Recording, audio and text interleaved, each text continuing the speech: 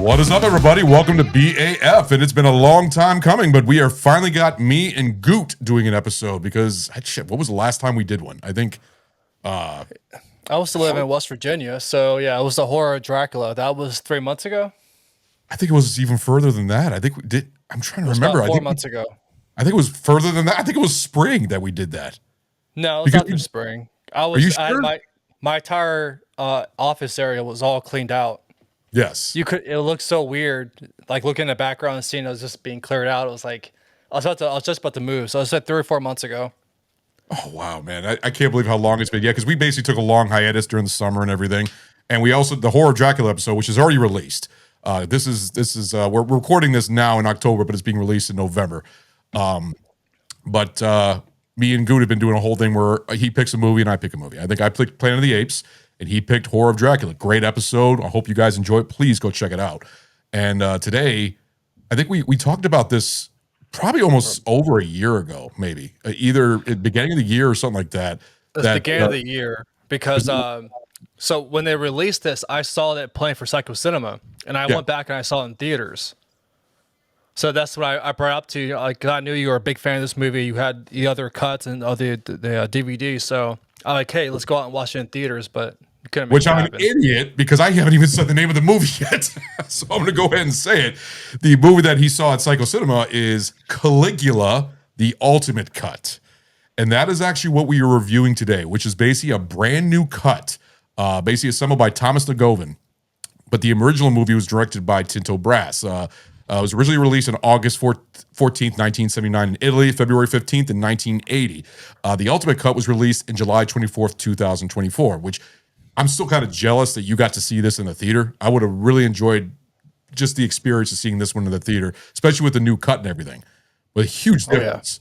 The new version titled Caligula, the Ultimate Cut, premiered at the 2023 Cannes Film Festival. Tinto Brass is actually somebody I know. I've actually seen a lot of his movies. I thought you meant personally. I'm like, what? Why is he on the show? Oh, no. Tinto Brass is actually, he's an erotic director from Italy. He's done one American film before this, which is, I believe, why Bob Guccione asked him to do this movie, Salon Kitty, which is actually a Nazi exploitation film. And it actually stars Caligula's sister in the main role in Salon. I think it's called Salon Kitty. But other movies he's done is called The Key, Miranda, Paprika, All Ladies Do It, Cheeky, The Voyeur, Mon Amour, or something like that. They're all Italian erotic cinema, not hardcore. It's all just erotica and beautiful, beautiful women. I'm not going to complain. The Italian women that in those movies are gorgeous. But he's the master of erotic cinema over in Italy, and the fact that they got him over to this. What was that? The movie you just said, Salon Kitty? Yeah. Just looking at it, it's X-rated. And the picture took me back. It was like there's Nazi symbols everywhere, naked people, and a big orgy happening. I'm just like, shit.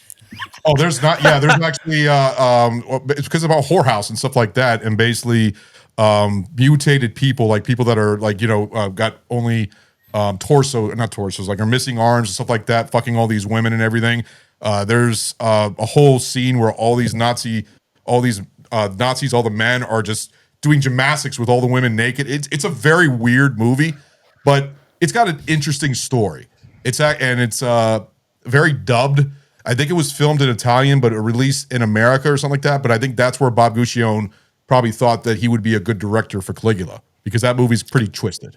So Correct. it's even got like live, real footage of pigs being slaughtered and stuff like that. I mean, there's a lot of crazy stuff in that movie. But I think that was made a couple years. I didn't write down when that came out. Do you have the title when that came out? 1976. Yes. I would share my screen, but yeah, we would get kicked off YouTube. What the fuck? Oh yeah. Because the shit that was got in it. Yeah, I can say that. I have the Blu-ray myself, so I've seen the movie many times. Like I said, I've seen all of Tinto Brass movies. And the thing about Caligula is, when was the first time you watched the original Caligula? Jesus Christ. So yeah, I was one of my old teachers recommended me this movie because I was a big fan. I love Roman history. Recommended it to you? It was so awkward because I was huge in the Roman history. Yeah. And I wanted to learn more about it. And I was probably talking to her one day about it. And she's like, have you ever seen this movie Caligula before? I'm like, no. And she was like, looked at me. She was a much older lady. Yeah. And probably in her 60s.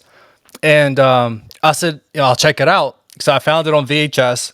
And then I watched it. And I remember thinking, does she want to have sex with me or something? And it was like, that's kind of a weird movie for a teacher to suggest. So yeah, I watched it. I was a 10th grader in high school when I watched it for the first time. Now, did you watch the theatrical cut or the R-rated cut? Because there is an R-rated cut. The R-rated cut. The R-rated cut. Yeah. Mm-hmm. All right. So the theatrical cut is the X-rated cut. Gotcha. So I missed out then because there was still stuff there, but it was like, wow, like why did she recommend this movie to me? Like there's something like further I'm not looking into, but. Yeah, but I watched it. I told her about it. And yeah, we had a good conversation about it and like why it was like so infamous and all this, banned and all the history behind it. Yeah, there's a long history about this, about Tinto Brass being taken out of the. He took his name off as director of this movie. He was not the actors.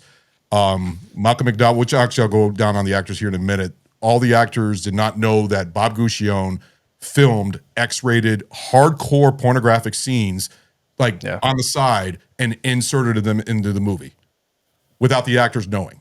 Yeah. So you could tell too. That's the thing. I watched the theatrical cut. I've seen it many times, but I wanted to get a refresh after watching the ultimate cut. And it tells me which version I actually prefer. But here, I'll go around on the extra details about this, and we'll talk about that. The budget for the movie was around $17 million, one of the most expensive independent films of all time. The box office was $23.4 million worldwide, limited due to its controversial release.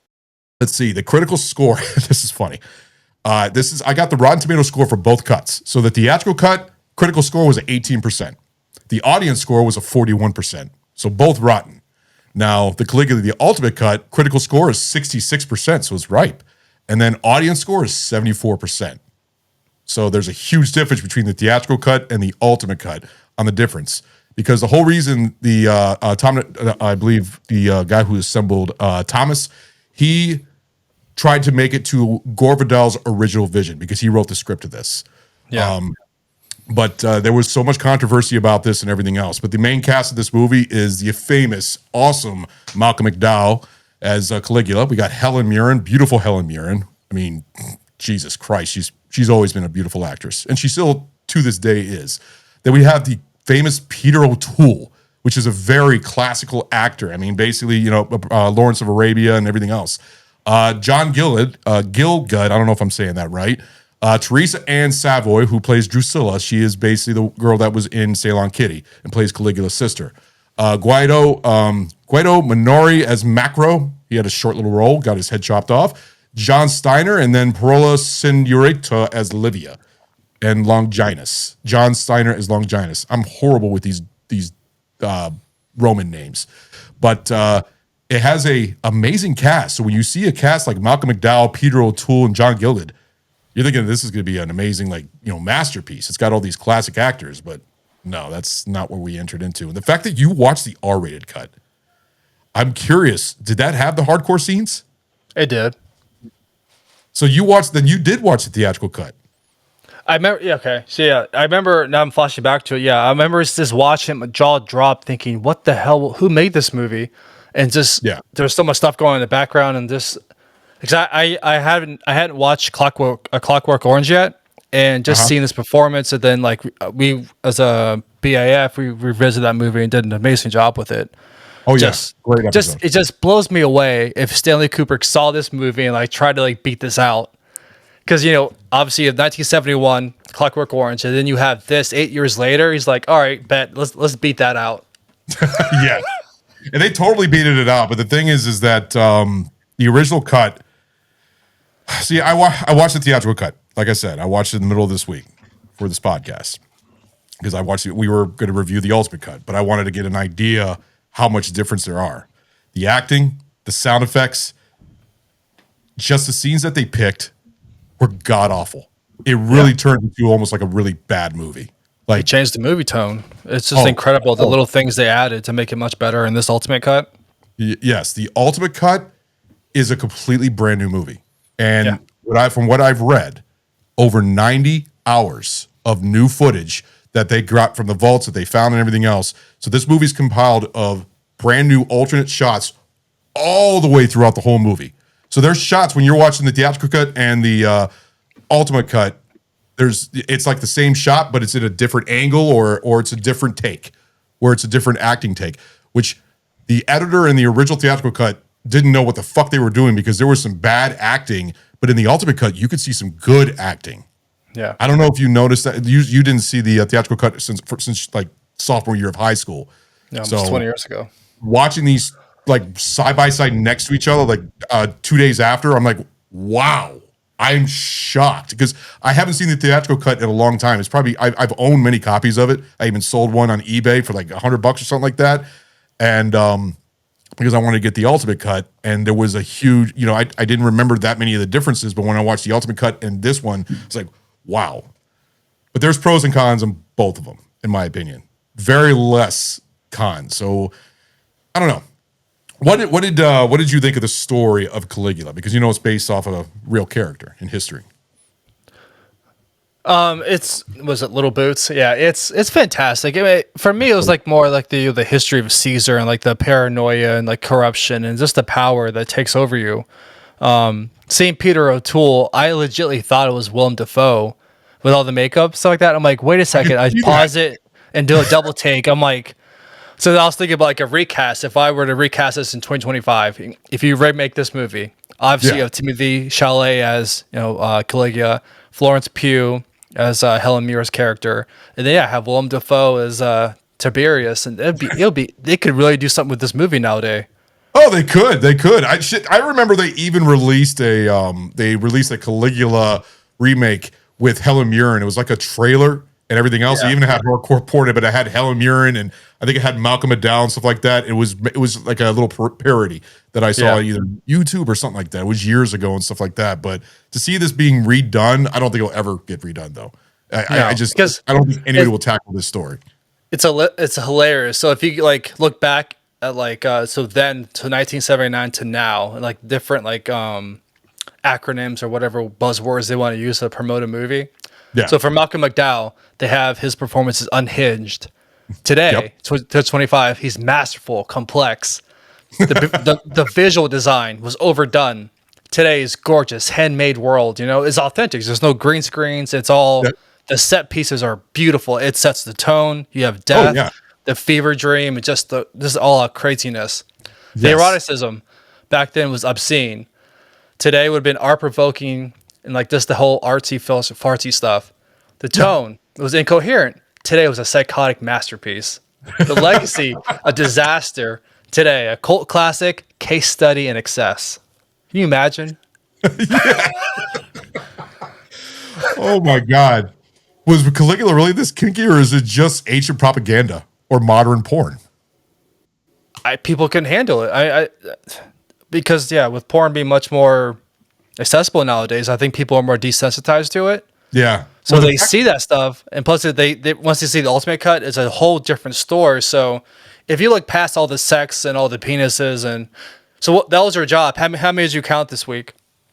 How many penises did I count in this movie? I don't want to freaking. It's too many to count. There's too many. I mean, there's a lot of penis and a lot of things that I don't want to see. I'm not going to lie. The thing is, on the theatrical cut, more. The ultimate cut's actually toned down a lot more. Yeah. That's the one thing I've noticed. The theatrical cut has, two women pissing on a body. They're hovering over a body and pissing on it after they just killed him. That's not in the ultimate cut. The theatrical cut has it's a pretty sexy lesbian scene. I'm not going to lie, from Penthouse Pets or something like that. There's a lesbian scene. There's a big orgy scene at the end where it's just constant blowjob scenes. Blowjob. Huh? On the boat? Yeah, for the what is it called when they're selling all the prostitute, where they're selling everybody? The senator's wives? Yes, and everything else. Being pimped out? Yes, yeah. And it's the funny thing in the theatrical cut, there's women just going down on this guy and just sucking him off to the point where he climaxes and it's got this classical music playing in the background. I'm like, what the fuck? Like, this is different. In the ultimate cut, they take all that out, which, in my opinion, it makes it a better movie. That movie, Bob Guccione wanted to make this Caligula movie for a reason, to promote Penthouse, because he owned Penthouse magazine. That was the whole reason why he did it. So the fact that the ultimate cut is more to Gore Vidal's vision, because he even took his name off the Caligula theatrical cut. He sued for it, yeah. Yeah, there's a whole bunch of shit and controversies about everything. Like I said, the actors, I was saying that in the beginning, the actors had no idea that these scenes were even filmed and put in the movie.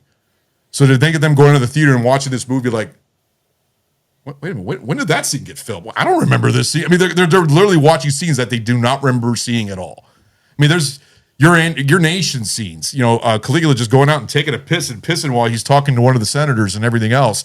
That's not in the ultimate cut. They took all that stuff out and replaced it with a lot more footage, and they replaced it with some good footage of Helen Mirren, because there were some scenes, there was a lot of Helen Mirren cut from the theatrical cut. Yeah. The ultimate cut, there's more of her in it, and I'm talking about more of her, and I have no problem with that because she's beautiful.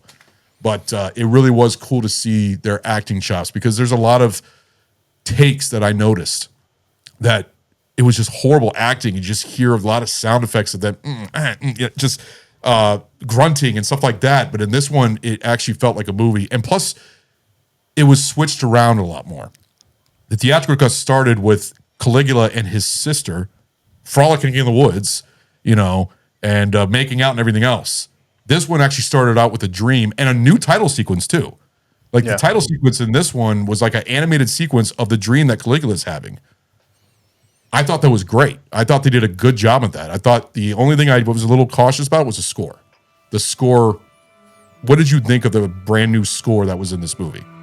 Oh, it's fantastic. I mean, I'm going to reiterate this all the time, but it sets the tone of the movie. It balances it. It adds another character. I love the depth it adds to it, because you have obviously all of these set pieces that add a new character for Rome, and just like that whole aspect. The music, if you can balance that out and have that extra character that sets the tone and mood, it's just a masterpiece. Yeah, no, I agree with you. There was a couple things that I didn't like about it, but there was a lot of it, because I actually did like the original score on the Caligula. Some of it was a little overpowered. It's like mainly classical music. And basically, I think they even stole from a classical piece, Romeo and Juliet or something like that. I think that was the part when they're frolicking in the woods. It's a classical piece, but the score for the original, I did not mind. The score for the new one is more modern, but it does flesh out the story a lot better and make it more of a serious movie, not trash. Because I think that's what a lot of people thought that the theatrical cut was mainly trash. I mean, I can even read you a review from Roger Ebert said that. Roger Ebert. Caligula is sickening, utterly worthless, shameful trash. It is not the worst film I've ever seen that makes all the more shameful. See, it doesn't count because he walked out. What was that? It doesn't count because he walked out. He walked out of the theaters, that movie. How far did he walk out into it? Did you know that? I read that he walked out during it, and he gave it 0 stars. Oh, so he didn't really give it a review. So that's probably his only quote that he has for the whole movie. Yeah. Then. Because he just thought it was trash. Now, do you think he would have a different opinion about the ultimate cut? Who knows, man? I know you're not a big fan of critics. I know that. No, even though we're movie critics ourselves, when you think about it. Yeah, but we don't ruin a movie. Like, we don't have the power to drive people to go see this movie or don't. I mean, yeah, we have fans that, like our opinions and like the funness we bring to it, like, the comedy we bring. Yeah. But I mean, I don't have the power to like cause people to either go see a movie or change your opinion of the movie or the perception. Like I told you guys to go watch the Good Boy Dog movie. And I said I definitely recommend it. Once you see it, I'd love to talk to you guys more about it. I'm going to take a punishment shot. I didn't hear it, but I saw you. Yeah, I did it, and it's probably to be heard on the thing. I don't know if it did or not. Well, I don't know. Might not. But I'll go ahead and take a punishment shot because that's the I didn't hear it. I heard it, though. You overreacted to it. I was being honest. I don't remember honesty. That's what I've been told many times in this show. There's got to be honesty because many times where I wasn't honest and then I got punished double. So, Lord shot. Oh man. Oh, by the way, but I haven't had that in a while. God damn. That's so right. Burley sent me he was at a bar this yesterday. He sent me a video of doing a Malort shot. I'm like, you rookie, like step your game up. Well, I actually need to talk to you because we need to get another whole box sent of us of Malorts because this is the last bottle that we have left. Got it. I had a feeling yesterday because he sent me that video. I was like, wait a second, Ron might need a reship. Oh yeah, we need to get a reship of Malort. I was actually talking to Stu about that the other day, but we us being back in the show and everything, we all took like a, all took a shot of Malort just to get back into the grind and everything else to recording, which is it's fun getting back to recording because we, like I said, we took a long, nice summer break, which was much needed, and we might do one next year too because we got lives. But the thing is, I enjoy being back to recording, and I enjoy doing the shows with Goot here. Goot has always been a great friend of mine, and he's a great movie buff just like I am, and it's always great to have him on the show because you're my brother, buddy. So, all right, what are you laughing about? I was being nice. I'm smiling. I wasn't laughing. I said I couldn't say that better. I was just smiling. Thank you. That means a lot. No problem, brother. So back to the movie. Huh? All right, no, you're good. So, the ultimate cut of this movie. I mean, do you feel like the scene? God, see, it's hard to tell you because you probably you haven't seen the theatrical cut since sophomore year, so it's been so long. But do you feel like this is? Oh, go ahead. No, tell me about it. Keep on going because the movie, the ultimate cut, was actually kind of successful. It made almost $85,000 that weekend. It was re-released. Yeah, it did well. So, 85,000. Yeah. I mean, this was more of a. See, the thing is, I bought this on Blu-ray. I bought this on a 4K Blu-ray, and I remember I pre-ordered it. I pre-ordered like 2 copies, one from Australia and another place because I really wanted to see it. Because I was like, oh wow, a brand new Caligula movie, completely brand new footage and everything else. What did they do to it? I was hoping it was going to be something completely different, and it was. And you, like I said, you got to watch this at the cinema. Did everybody in the theater? What was the reaction to people in the theater about this? Oh, Psycho Cinema crowd is much different from the normies that usually go to the movie theaters. So we're already exposed to this. So it's like, it's just, I mean, I was going in the background. It's like, wow, that looks beautiful. That set scene. Oh, look, there's more sex going on in the background. It's just. Well, no, see, that's the thing. There is a lot of sex in this movie, but it's actually toned down more to Tinto Brass kind of sex. There wasn't any penetration scenes or anything like. I swear to fucking God. Heard that one. Yeah, and I'm gonna have to take another shot. I've been having an issue. I don't know anybody. I'm going off subject about this, but I get about probably 10 or 15 calls a day from fucking spam. Spam calls on my cell phone. Huh? From New York? I get them too. New York. No, it's not just New York. New York, Chicago. I mean, all over the fucking United States. And it's the same fucking thing. Oh, you've been accepted for a loan for $50,000. And it's just constant over and over to the point that, and it's always around this time at night too. It's always this time. And it's like every 10, 15 minutes, I keep getting a call. And then they leave a voicemail. So I'm about to get a fucking thing letting me know I'm going to have a voicemail. I have a shitload of text messages. You've been accepted for a debt consolidation loan and all this. I fucking hate it. It's a pain in the ass. Your phone doesn't block it? It does potential spam. Mine blocks it all. Mine blocks it all because I have the Google Pixel mess. I've been considering changing my fucking number. It's been annoying me so much because I get so many texts. I have a whole list of voicemails, almost like 10 or 15 voicemails a day, all saying the same shit. And when I answer and I say, hey, leave me the fuck alone, or I press the button, if you don't want to receive these calls, I press it, 15 minutes later I get a call. Huh? They changed it. Yeah, press 9, then they call you back with the new number. Hey, this is Caligula from our loans department. Yeah, it's annoying. I can't stand that fucking shit. So that's the thing. I gotta when I'm doing shows and I gotta make sure my phone is on mute because I keep getting these fucking spam calls. I'm seriously gonna change my number. But back to the movie. I'm sorry. So you said that the reaction in Psycho Cinema. It was fine. It was more quiet. Like it was just accepting of it. And yeah, afterwards the murmurs and like all of us walking out, like chatting about it. It was fun to see again. See, I would have loved to be a part of that because I've seen the theatrical edition so many times and then getting to see this new cut. But I will say this, and I guess we'll talk about it at the end of the movie and what cut we prefer because you probably go from memory. I'm going exactly from what I saw. And this is a much, in my opinion, the editing on this is good. It's a very well done movie with the filming that they did for the scenes that they got. Yes, there's some scenes that are a little, doesn't work. The pacing is the only thing I have a little issue with. It starts off great and keeps you going and keeps you interested.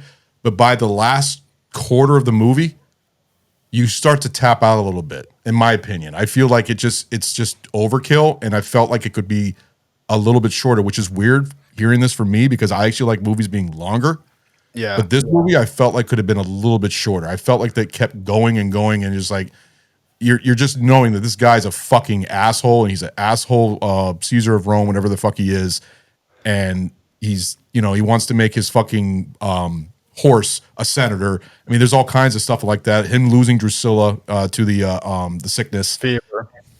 Yeah, the fever and everything. But so yeah, you watch the movie. You watch the movie out of curiosity, but to stay out of stubborn pride. Because right about like the 2 hour, 30-minute mark, it hits a brick wall because it's weird to see his transition, Caesar, Caligula. You see his transition from he's mocking everybody. He wants to die. He's challenged them to kill him, and you're just waiting for it. So that's the last little bit stretch. You're waiting for someone to see if someone kills him or not. Yeah, it is very interesting on that, especially at the ending when they're just what is it? The bald guy. The bald guy. I think is one of his. I think that's Longinus or something like that. And they basically get the Praetorian guard to kill Caligula, kill his kid, smash his kid on the stairway and everything else, and just kill him. And then it just ends right there with kill because he was assassinated after 4 years in service, basically. But they were getting tired of his bullshit. But in the beginning, see, that's the thing of the theatrical cut. It changes things around because they looked like they were enjoying his reign. But then it was, I don't know. It just got weird, and it didn't. It got a little hard to understand. Did you have any problem with that? No, it was more fascinating. Just seeing the transition. Like you can tell the acting powers that Malcolm McDowell has. Like his face reaction. Like you can tell him that the change is getting to him. All the stuff he's done. He's getting tired of it. He doesn't want to do it. He realizes being a god is more about being alone, like all the weaknesses and vulnerabilities. And then he's just not afraid of death anymore. Obviously, the black bird flying around. And then he knows it's coming. Right. He's accepted it. His wife tells him about it. I mean, that's why they didn't have any more kids. So it was just an interesting transition. Like I found it interesting. Like I stayed, finishing again out of stubborn pride just to... I don't know. You always wonder if something different happens. Like one of those movies like Drag Me to Hell. You always want the ending to have. So when you watch it again, you're like, man, if that one thing could just change a little bit. Yeah. It always it keeps me intrigued and you always keep watching. Because his transition of him thinking that he is a god, or when he thinks that he is a god and that he's basically over everybody and everything else, he can do whatever he wants. When he's mocking everybody, doing the whole bah, the sheep and everything else. It's very interesting. And actually, when you were talking about the whole thing about God, this is actually one line that I grabbed because I think it really. I love Malcolm McDowell's acting. He's always going to be a great actor. He's good acting in just about anything. He's even a great Star Trek villain, Star Trek Generations. But this is the line right here. Have existed from the morning of the world, and I shall exist until the last star falls from the night. Great monologue Although here. I have taken the form of Caius Caligula, I am all men as I am no man, and therefore I am a god. I fucking love that. I love that scene right there. Yeah. What do you think of Helen Mirren's acting in this? Oh, I'm actually happy she accepts this movie because at the time period, there was one other person that was cast to do this. I forget her name, but she, saw the script and like saw that, and she didn't want to do it, so went to Helen Mirren, and she was okay with the nudity. She accepts. She praises this movie to this day, and but yeah, it left me wondering. Like she did a powerful job being, both, the deceptive and like the, her true power being her, Caligula's wife, and like I can scratch off my bingo card now that I saw her snatch, and I saw her naked. It was like it's something else. Like I laughed thinking to my wife, I'm like, who did it better, her or Selma Hayek? From Dusk Till Dawn. Hayek? Yes. From Dusk Till Dawn. So if you compare those two scenes, like you would never think those characters would do that, or the actors would do that. Then you see those two, you're like, wow, like it's a coin flip. Like who do you pick? Mariah Schneider was the person that actually turned down the role from before Helen Mirren took it. Yeah. It was and also the thing about Peter O'Toole, which would you ever think that he would be in a movie like this? No. Because it was very, like I said, seeing Peter O'Toole, that type of actor, Lawrence of Arabia, in basically almost a hardcore porn movie. But they didn't know anything about it, so you can't blame them. They didn't know anything about it, so they kind of just like, what the hell? Took the paycheck. Yeah. He stayed for the paycheck, yeah, what I read. But his acting was good. I like, in fact, a little bit of overacting, which I enjoyed. You shall not dare. When Caligula's about to kill him. Yeah. I just love how he says that. I enjoyed that. Or he's in the pool with all of his children, says, "Come on, little fishies, come and play," and everything else. I thought Peter O'Toole did a great job, and also John Gielgud. I've seen him in a couple movies. I remember he was in Elizabeth, the movie that came out in the late 90s. He was also in First Night, but he's also a classical actor that's been in a lot of other films, more of a Shakespearean actor. And seeing him in this, he's the one that killed himself inside the tub. Basically, one of the senators of Rome. You know what I'm talking about? Nerva. Yeah, the smart one, the first one. Yeah, John Gielgud. John Gielgud. That's why I'm trying to figure out how to say his last name. I think it's Gielgud. But I think he's only in the movie for maybe like 15, 20 minutes. He's barely in the movie. But he's also a very well-known actor, and it's just crazy to see him in this role. But Malcolm McDowell, I mean, he's no stranger to controversial movies. I mean, Clockwork Orange. There's a couple other movies he's done. I mean, he's also been in Rob Zombie movies. I mean, he was in 31 and the Halloween movies as Dr. What's the name for the doctor in the Halloween movies? Loomis. Dr. Loomis, yes. But would you say this is one of Malcolm McDowell's best acting roles? Or do you think it's because it is over the top? But he was also over the top in Clockwork Orange, but it's meant to be that way. I mean, it's good acting. So what is his best role? Well, I think about that. Like, who would you pick? What I said earlier, if you had seen Selma Hayek do her dance and then seeing Helen Mirren in this role, who would you pick? For Caligula or for Helen Mirren's role? Who would you pick if you had to who did it better, or who would you be more attracted to? Selma Hayek or Helen Mirren? I think you already know the answer to that because I don't think have a big thing for Selma Hayek compared to everybody else. I would go for Helen Mirren.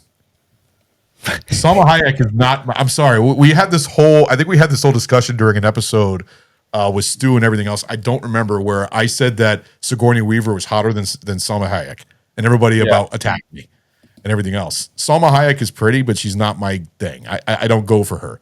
Helen Mirren is gorgeous. She's gorgeous in fucking Excalibur. I don't know if you remember the John Borman film Excalibur from the early 80s. Beautiful in that. And she's even great as an older woman. I mean, she's just a good actress altogether. I love Helen Mirren. I love her voice and everything that she does. But Salma Hayek, is that who you prefer? Yeah, I'm a sucker for her. Really? You prefer Salma Hayek over Helen Mirren? Yeah. I think her accent alone would just drive me crazy. So could you see anybody else? I mean, she can be pretty. She can, but there's other actresses that are better. And Helen Mirren, I think, is now. You're talking about Helen Mirren of that day, of the time of Caligula, and Salma Hayek in her younger age, like From Dusk Till Dawn, Salma Hayek, right? Yeah, that scene alone. Yeah, Helen Mirren altogether. So, all right, guys, we're going to take a quick break. We will be right back. Hey, having a hard time trying to stay up, trying to record these podcasts late at night? Or are you up late, working, driving trucks, working in the shop, trying to provide for that damn family of yours? You need coffee. Well, let us tell you about this one company we got right here. It's called Coffee Bros. Now, they got a very select blend of different roasts: light roast, medium, dark, espresso. Now, each one of these has its own flavor profile. These two brothers from New York made this amazing company with an amazing coffee that you could order online. So you just had the espresso roast. Yes. And did that thing wake you up? I couldn't go back to sleep. Oh, man. It was smooth. Nice. It had that nice chocolate taste to it. You can just taste the chocolate. Mm-hmm. And it doesn't give you that bite like other coffees do. Or bitter. No, definitely not bitter at all. This is smooth, sweet, aromatic.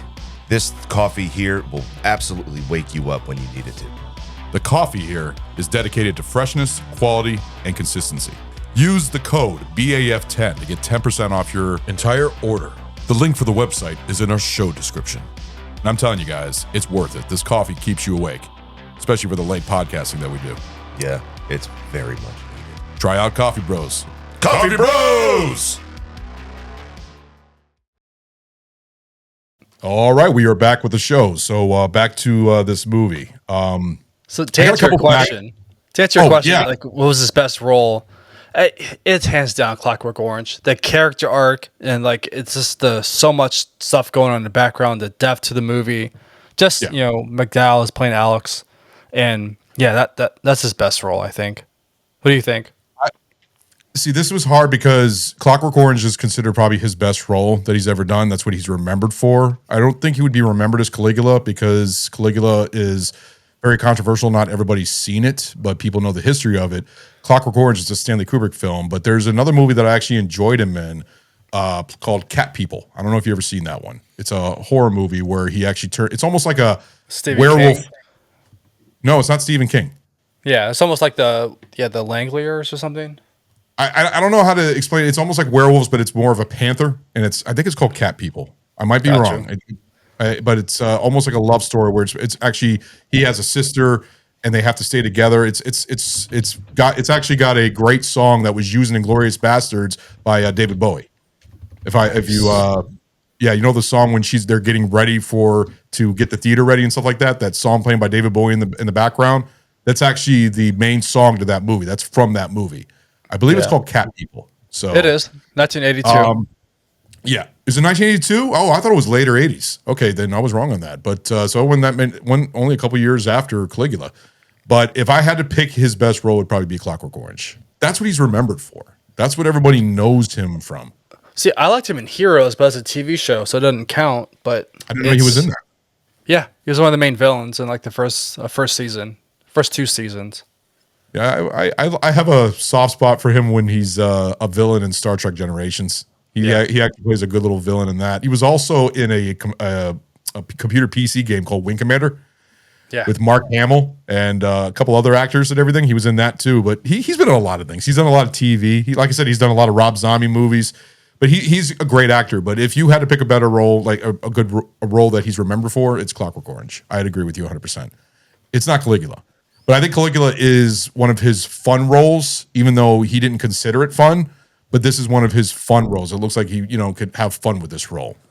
Who do you think would be a better actor to portray Caligula if it wasn't Malcolm McDowell? Today? Ooh. Mm-hmm. Yeah, I said this earlier. I mean, I could definitely see Timothy Chalamet playing that role. Timothy Chalamet, because I know you said William Dafoe as Peter O'Toole's character. The Tiberius. Yeah, I think he would nail that character. Florence Pugh as Helen Mirren's character. I mean, that's star-studded right there. You're basically going for the actor and actress in Dune. You think about pretty much. I think Florence Pugh was in Dune Part 2, I believe. She's the princess. Part 2, yeah. Yeah, Part 2, which is a great movie. Dune movies. I would love to do those series. What was that? I just said Lisa Gaib. But no, I think Timothy Chalamet. I wouldn't go with that, but I can understand where you're going. That more of it is young too. I mean, they've even considered him to being in the new Edward Scissorhands. I remember because they even did him in a commercial as that. You seen that before? No, thank God. That would annoy me. Leave that movie alone. Yeah, it was a Super Bowl. It was a Super Bowl commercial, and he was Edward Scissorhands, and everybody was thinking, "Oh, he should be cast as the new Edward Scissorhands," because the way he looked and acted and stuff like that. I'm gonna have to think of mine because I put you on the spot, but I didn't think of myself on who would be a good actor. Just like you thought of Chris Hemsworth in a role that we were talking about. We were talking about something. I think it was in Horror of Dracula, actually. Where you said it was like Hemsworth. I said who could play? Who could play? No, it was Van Helsing. I said Samuel Jackson could play him, Yes. and then Yes. Dracula. I said Chris Hemsworth, just to see that different side of him. Yeah, exactly. So I'm gonna have to think about that because I know who. Fuck, what's his name? Why am I? He's Robert Pattinson. No, not Robert Pattinson. Although that might work. That could work. He's a very good actor, but it's not him. What's his name? Fucking It. Pennywise. Oh, damn it! You see, I'm blanking on his name too. I know he's one of the brothers, and fuck, I can't believe I can't remember who Pennywise played. Skarsgård, Bill Skarsgård. Yes. Yeah, it just came out to mind. Bill Skarsgård, I think can do it. His acting is pretty cool, especially when you see him in John Wick. You see him as It. You see him in the movie Barbarian. He could play all kinds of roles. I think and the way that he plays Pennywise. Nosferatu. Exactly. See, there you go. We got a Nosferatu, we got Pennywise, and we got Caligula. Do you think he'd make a good Caligula? I think he could do it. So I'll go with Bill Skarsgård. He's one of the new modern actors of this day that are pretty good on his roles that he's been doing. I mean, shit, the only one I don't want to see him do, or the only one I don't want to see that he did was The Crow. I haven't seen it. Don't want to. Have you? No, watched it? I will never watch that movie. There's another one he did where he's a silent mute. Silent mute. It was like something. 1 second. I know he was in a movie where he was locked in a car, and Anthony Hopkins was talking to him, and he could not get out of the car or something like that, and the car was moving. I don't remember what it was. He's been getting a lot of roles, and he's also the other one, Butler, Austin Butler. There's another actor that he's actually turning out to be a very good actor too. What's his name? The one that played Kick-Ass, and he's in a lot of movies. He was in Bullet Train. He was also Kraven the Hunter, and he was also on Nosferatu. Aaron Taylor Johnson. Yes, Aaron Taylor Johnson. He's a good actor too, and he's British, so he can pull off like the Malcolm McDowell thing and everything else. So I think he's British because sometimes I get the British and Australian mixed up. The car movie was locked, but the movie I was talking about was Boy Kills World. I've never heard of that one. He's a solid. Maybe I've seen the trailer, and just don't remember it. I remember Locked, and there was a couple other ones that he did or something like that. But yeah, so that's interesting for our actors right there. So I got another fact here, and then I think we're going to get to something that Good is good with, categories. So the amount of pornographic footage, this is in the theatrical cut, that was in the theatrical cut of the movie, was only 6 minutes. Although it seemed like you were watching over 30 minutes of porn, it was only 6 minutes. But I think they're going by the penetration scenes and the blowjob scenes, because there were a lot of that. A lot of blowjobs. And a lot of lesbian licking and all that stuff. So if you want to see a great, Roman type of sexual, hardcore film with a little bit of story in it, watch Caligula the theatrical cut. But if you're not going to see that in the ultimate cut, I'm telling you that flat out. That's not what the movie's actually going for a story. And it's, in my opinion, much better. But we'll get that to in our pint review. So, Goot, I'm going to hand it off to you, buddy. All right. So, first question. If you could pick any memorabilia from this movie, what would you take? That's a good question. Oh, shit. That's a good question. Oh, my God. And there's a lot of things in here. Let me see. Pick the seashell that he puts against his ear that he's talking to. Let me see. See, you always put me on the spot. But There is a lot of great things in here. So right now, the only thing I thought of was the seashell on his ear. You know, the seashell that he puts to his ear. But you talk about memorabilia. Does it have to be small or can it be big? That works too if you want the seashell. I want the big ship that they're the bordello scene at the end. I want that big ship. It's like a big like hotel ship or something like that. I think that's pretty fucking cool. And yeah, I'll go with that. I'll go with the seashell, not the ship, but I'll go with the seashell. There's probably a better one out there. You're gonna pick something better. So I did this. I picked this out of just being like just to make people uncomfortable who come to my house. So just to start our conversation, I would pick that giant vagina. Oh my god! The wedding. Yeah, that came up to mind when there was a giant penis. I mean, seriously, when you saw that and the vagina, because there's two of them right there for the wedding scene before the guy gets fisted. I can't believe you picked that. I would pick that and have it on my coffee table, and just. But people come in, put their stuff down, and just watch them to see how uncomfortable they get, and just to wait to see who says something first. Yeah. Do me a favor. Next time you do categories, give me the question before the episode, because I'm putting the fucking spot here. We'll do, man. We'll do. So, so like, what was the best like? Lame compared to yours. What was your like the most cinematic shot to you in this whole movie? That's a good question too. There's actually multiple ones. I'd say the fucking giant machine that cuts off the heads, the big moving wall. Yeah. It's just, that thing was huge. And the fact that they actually built that thing with the fucking blades underneath and everything else, it was just grand seeing all the soldiers standing on it and everything else, and just seeing the heads, the people like buried underneath the sand. It was very epic and graphic and violent, but very big. You don't see, I wouldn't expect that in a movie from the 80s. So, well, actually the 70s. It was a film in the 70s. But I would also, can I say a second one? Go ahead. The scene, basically, it's when Peter O'Toole, when he's going through his little like horror house or house of horror, basically, where you're seeing people fucking all over and people walking around on one leg, and that he goes to an area where he's doing the whole stamps on the scrolls and everything, and it's like that big like mountain piece. It's a beautiful set, and it's like almost like a face carved inside the wall or something like that. I thought that was a beautiful, epic, grand scene, just showing how big it was. It was a big scene. And you couldn't even tell if it was like inside of a building or if it was outdoors. I couldn't tell what it was, but I thought it was just very grand looking. Yeah. You know which one I'm talking about, right? Oh, yeah. It's the beginning of the movie where you're leaving the pool scene and then going upstairs. I was like, what is this place? Like I said, the House of Horrors. It's like Peter O'Toole's House of Horrors. It was crazy. I was trying to figure out all the scenes. You see fucking transvestites. You see people being whipped. There's differences in the theatrical, because then you see blowjobs. You see a trainee getting sucked off. You see a guy walking around with a leg that's like missing or very skinny, and one's big. It was weird. I couldn't figure it out. So plus the elevator. Plus the elevator there being there. That's just priceless. Yeah.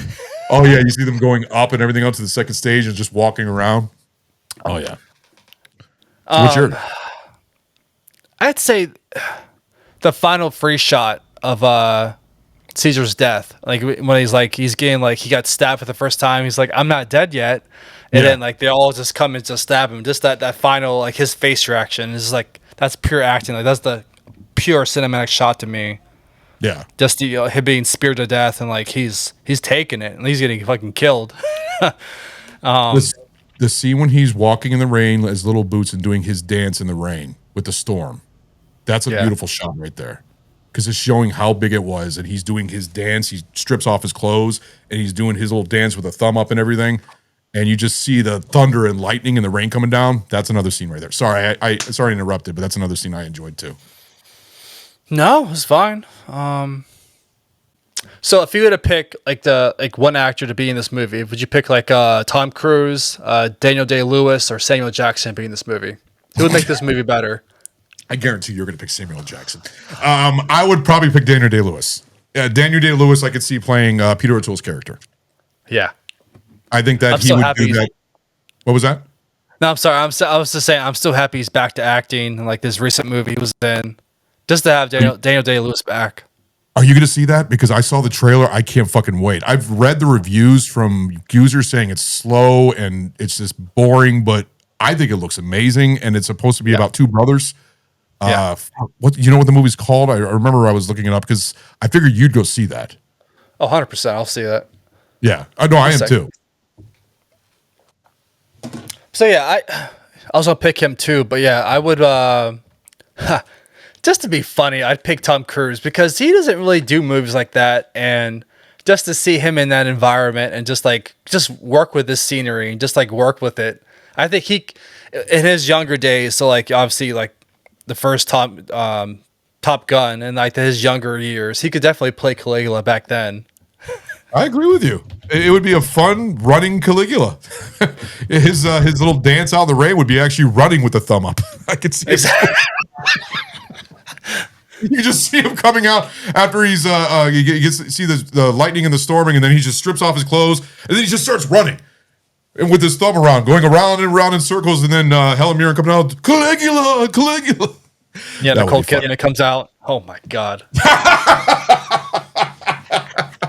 Yes, Nicole Kidman and Tom Cruise, which is an underrated film that I actually enjoy from them. Eyes Wide Shut, Stanley Kubrick's last film. I love that movie. So I can't pronounce this. It's Anemone? Anemone? That's why Anemone. I think it's Anemone or something like Anemone. that. I saw the trailer like probably over a month ago, and I was already excited. Like I showed Sammy, I was like, Daniel Day-Lewis is coming out of retiring. I'm so excited for this. And apparently it's Daniel Day-Lewis's son who directed and wrote the movie. Yeah. So that it so far it's gotten lower reviews, but like I said, I don't go by those scores. I'm gonna buy it the day it comes out digitally because it's Daniel Day-Lewis. I own every single Daniel Day-Lewis movie. I fucking love him. The fact that he's coming out of retiring because he went out with a bang. I actually liked Phantom Thread. I thought Phantom Thread was actually a good movie. It's a good story. Wasn't something I expect him to go out on, but it was still a good movie. So the fact that he's coming back, I'm excited. There Will Be Blood, Gangs New York, The Crucible, fucking Last of the Mohicans. I mean, you can go on. Lincoln. He was great in Lincoln. He was great as Abraham Lincoln. Anything he does is gold. So I'm going to see it no matter what. His acting, I heard, is really, really good in it, but you can't say anything bad about his acting. His acting is always good. So... But definitely let me know when you see it because I figure you're going to see it before me. Yeah. I figured you'd be in the theater already seeing it by now. Yeah, it came out last week. I'll probably go see it this weekend. Well, let me know. Give me a call and let me know how it is. Shit, I'd love to do a review on it. And by the way, this is coming out probably in November, like sometime in November, but me and Good are also doing another episode. So it'll be before this or that. We are going to be doing Guillermo del Toro's version of Frankenstein. So it either been released or not, depending on when this was being released. So if it is, make sure to check it out. If it hasn't got, just let us, check it out if we have released it or it is coming in the future. So, yeah. We should have did The Good Boy, man. Once you see that movie, it's going to blow you away. Am I going to fucking get sad? No, don't ruin it for me. I don't ruin it for me. I do want to see it. The range of emotions you're going to feel during that movie is going to blow you away. Well, the thing is, because it's from a dog, and a lot of people respect dogs more than humans. So that's why a lot of people are worried that the dog's going to die. But I don't want to know if it does or not or anything like that. But the fact that it's this type of, it's a something that's never been done before. 100%. It took over a year to make. Yeah, I can understand that because the direction of the dog and everything to get all the shots and everything. I mean, animals can be very hard to direct, but this is something unique. And it's something I've never seen done before. So I'm really excited to see it. I mean, there's a lot of movies I still have to see. I still have to see The Conjuring 4. I have that on my watch set this weekend, but I have 2 other movies I have to watch for our podcast, actually. So I got to get that, or 3 movies technically knocked out this weekend because I'm doing 2 shows next week. So it's going to be a busy week. But, all right, so last question before we head to patent reviews. What director would you pick for this movie, Spielberg or Scorsese? You're going back to those 2 directors, just like you did on Horror of Dracula. What was it? Yes. It was a horror Dracula? Yeah, because we talked about Daniel Day-Lewis, and I even picked Daniel Day-Lewis again. Why are we going back to Daniel Day-Lewis and Steven Spielberg again? Scorsese or Steven Spielberg? Okay. I don't think Steven Spielberg could do something like this, but I remember you saying how he would be, it's something different for him. He'll go for it. He does dramas. He's done heavy things, but I can't, I don't know. It's funny that you only pick those two directors. They're the best I would directors. go with Scorsese. Huh? Who else would you add? For a directing of this movie? Believe it or not, I would put this, if it was during that time, Stanley Kubrick. Yeah. I really wonder what Stanley Kubrick can do with this movie, with Malcolm McDowell. That would be very, very interesting. I'd go with Scorsese, by the way, with the two picks that you gave me. I'd go with Scorsese still. I like Steven Spielberg, but Scorsese I feel like is more of an adult and mature director on films and stuff like that. But it would definitely be a very interesting take. I don't see that much eroticism in it. Well, it has to be because Caligula was a very sexualized Roman character in history. He was horrible.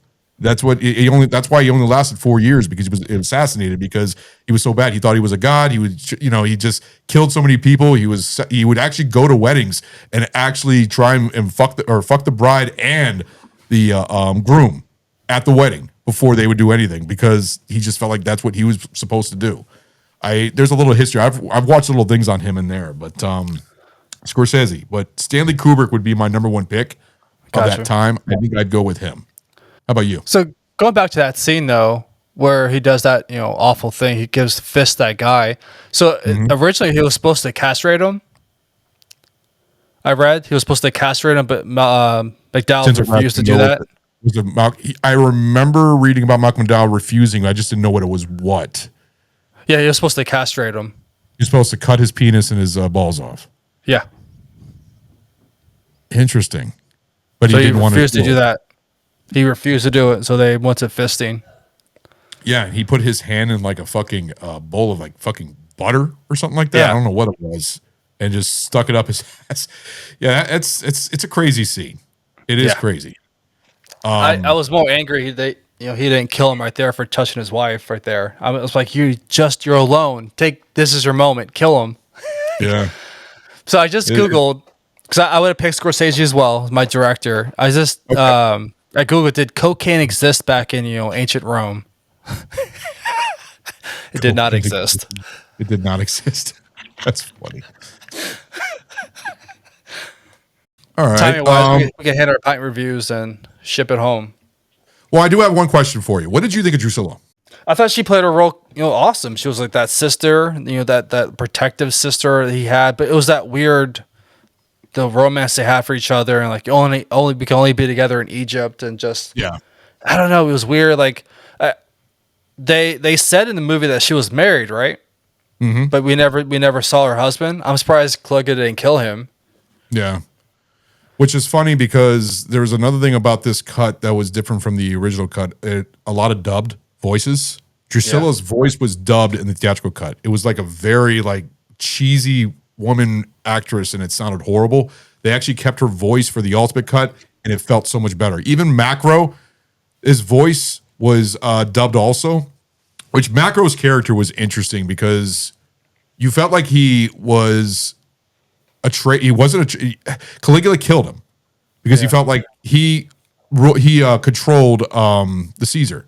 Peter O'Toole's, why do I keep what is it? Tiberius. Yes, thank you. I was trying to think of the name. He controlled Tiberius. So he felt like, Drusilla said you need to kill Macro because he's going to take control over you. So he go ahead and kills Macro. But in the movie, it looked like that he was really good friends with Caligula. Do you think he was Caligula? Do you think he was doing that to basically get behind him? What do you think he was trying to do that? Well, it was just the whole setup, obviously because he killed, Tiberius because he couldn't do it. Yeah. And so he had that over him thinking, oh, wait, he's going to kill me one day. What if someone tells him to kill me? Yeah. So I think it was more of the paranoia, in the early stages of being afraid to die and being afraid of being killed. So that's why I think he got assassinated.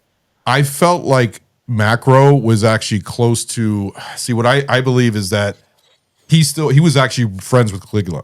Even Macro's wife even says he loves you and everything else. I think Caligula did not need to kill him. I think Macro was going to be on his side 100%. I don't know.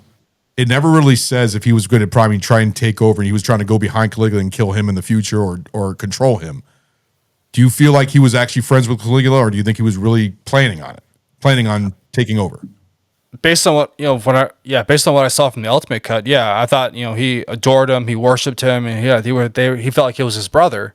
So that's because why else would he go through everything that's just happened to make everything to make him Caesar? So it was just stupid paranoia, just that first sign of power and what it does to you. And like his sister said, kill him. So, and Drusilla, was basically almost like his.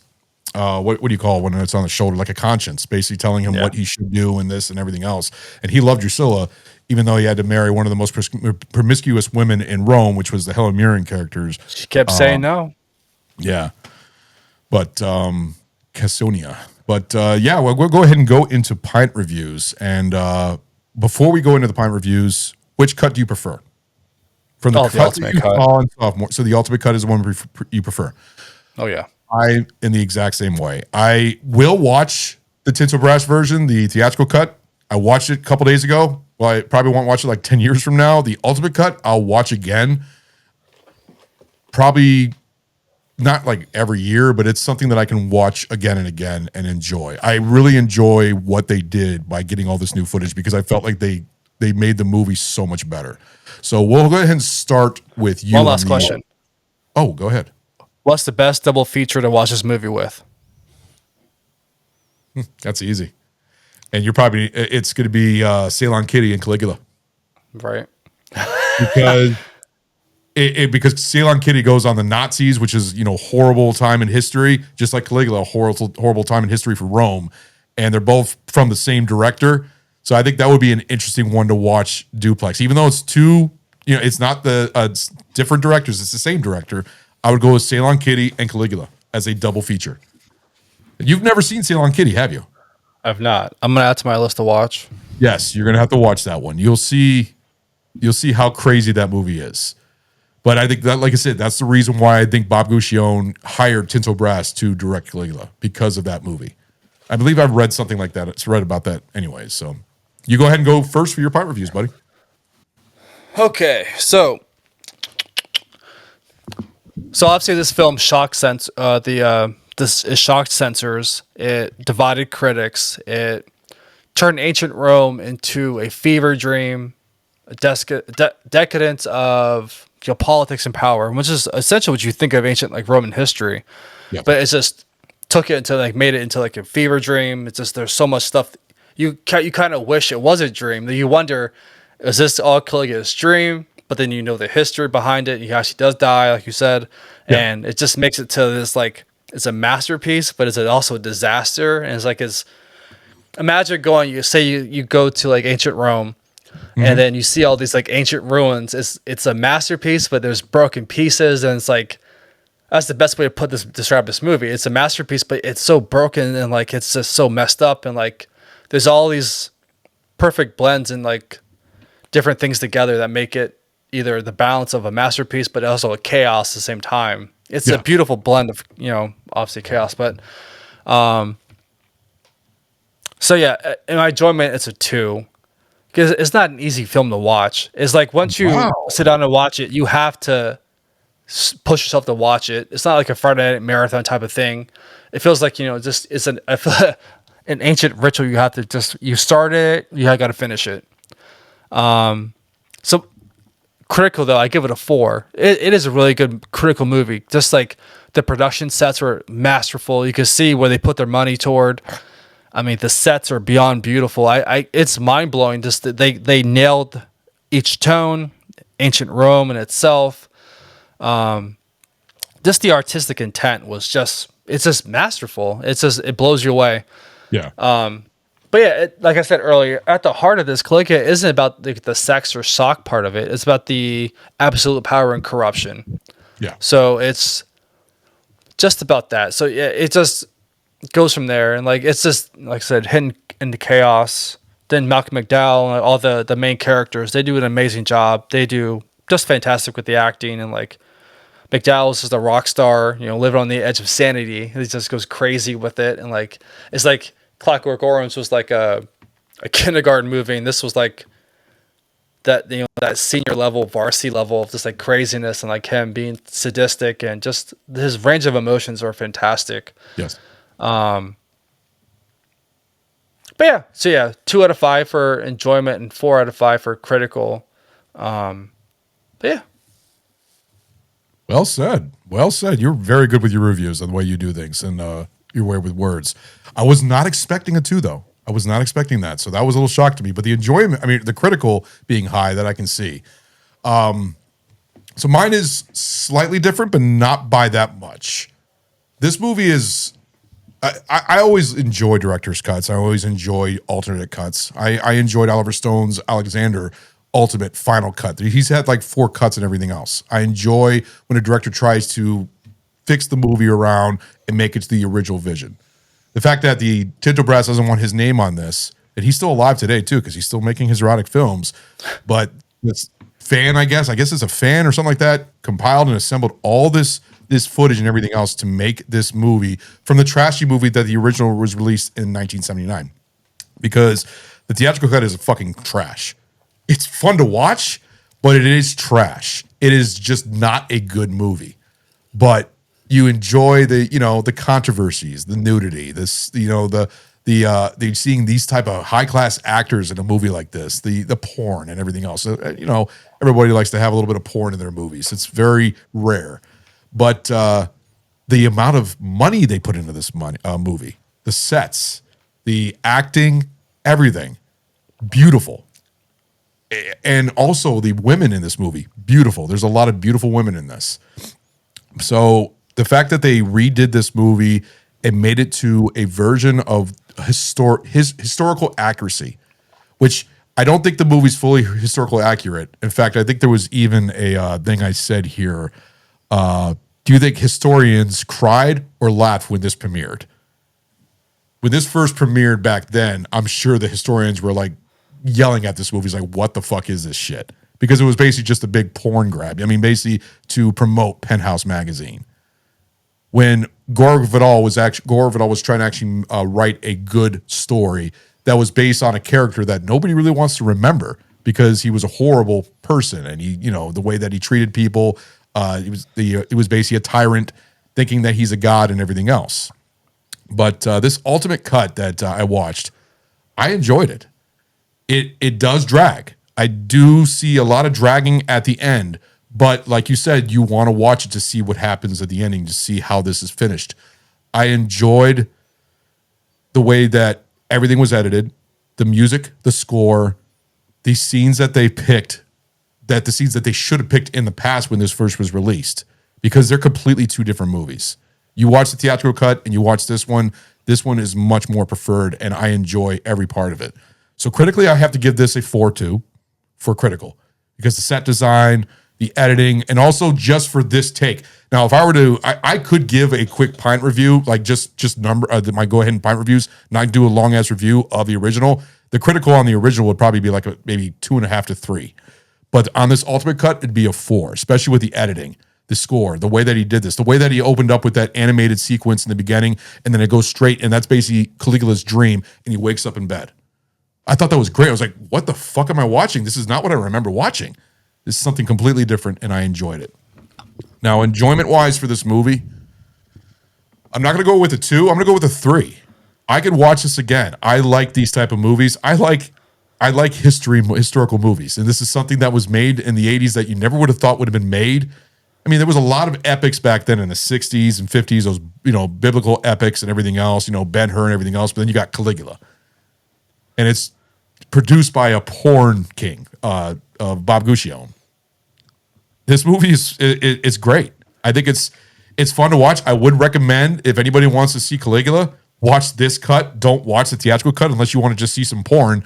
Watch this one for actually the story, because I think the other one was more for just shock and to make people like with the porn and everything else.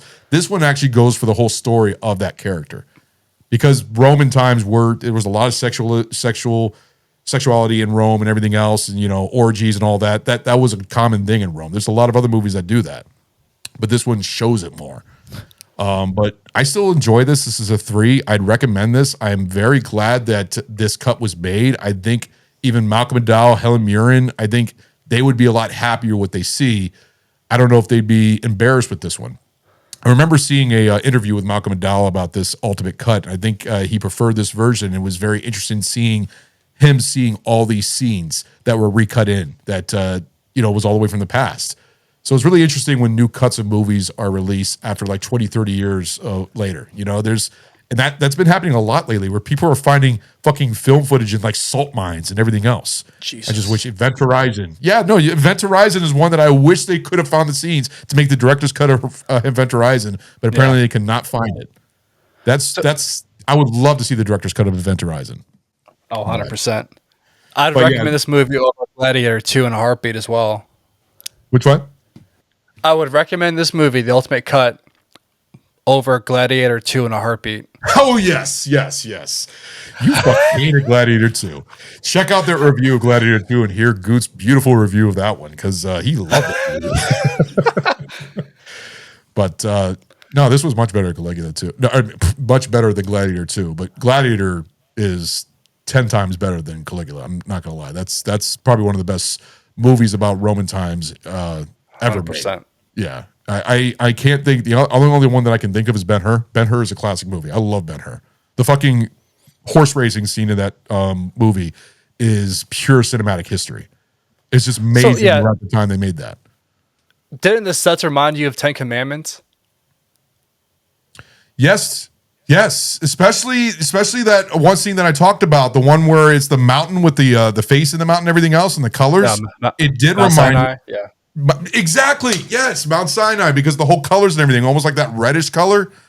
Was that outside or was that indoors? I couldn't figure that out. I have no idea. You said that and it popped in my mind. 10 Commandments, the whole like background set. I'm like, oh man. The set design in this movie was immense. I think they did a really good job at the set design in this. And I mean, just even the halls and the throne room and everything else. I think the place where Malcolm McDowell was doing his little boots dance in the rain, huge. I mean, the place was big, and all these sets were done in Italy, I believe. But so I give this a 3 and a 4. 3 for enjoyment and a 4 for critical. So that is our pint reviews for Caligula. So my last words: keep your toga clean. Your emperor is humble, and roll out the trash cans. Hell yeah. All right, guys. Thank you for listening to our show or watching our show. Sorry, and make sure you press that notification bar and please check out our future episodes. And we got a lot more coming out. I think me and Goot, we got Frankenstein, and me and Goot are going to come up with another episode to do down the road. That some movie that he's going to pick. This was my pick, so he's got the next one. So we're going to go ahead and sign off. Later.